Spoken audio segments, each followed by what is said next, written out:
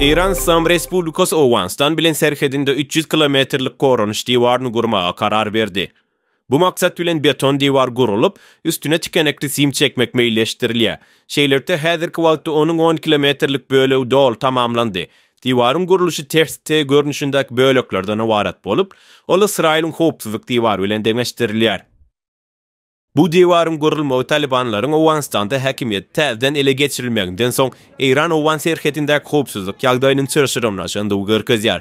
Talibanlar köplenç jeňçi toporlary öz territoriýasynda saklamak ýa-da goňşy ýurtlara awanýan howplara garşy durmak islemeýärler. Talibanlar Owganistanyň ähli serhetlerinde suw serişdelerini ele geçirmekde işjeň hereket etdiler. Olar Özbekistanda Amy derýanyň serhet bölegini talap etdiler. İran İslam Respublikasynyň bolsa Hilment derýasynyň suwuny öýlerine geçirdiler. Hilment derýasy esasan Owganistanyň territoriýasyndan akýar. Emma onuň suwy Iranyň Sistan Bulujistan vilayatyndaki Hamun köl sistemasyna akýar. Owganistanyň çäginde bu derýada ençeme bent bar we Talibanlar geçen ýyl Irana 1973-nji ýyldaki suw paýlaşyk şertnamasy esasynda degişli bolan suw paýyny bermekden ýüze urdular. Yerli ýaşaýjylar Iran hökümetiniň halkyň zerwurlyklaryna ýeterlik üns bermedikde we ýurdun bäkwitlerini gorap bilmedikde aýplaýarlar.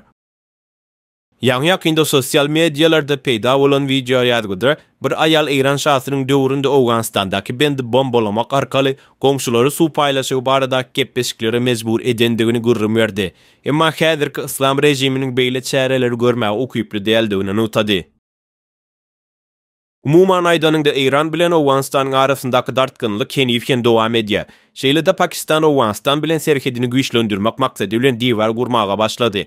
Pakistan Taliban şereketini goldap gelen bolsa-da, häzirki wagtda serhedi berkitip başladylar.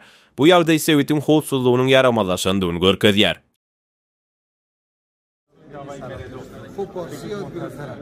Türkmenistan bu dartgyny ýagdaýa garamazdan Owganistandaky Taliban rejimi bilen döwletara gatnaşyklaryny putalandyrmaga çalyşýar. Muňa mysal hökmünde iki ýurdun arasynda tapik gaz geçirçi taslamasy boýunça işil alaşyklaryň barlanyşylandygyny görkezmek bolar.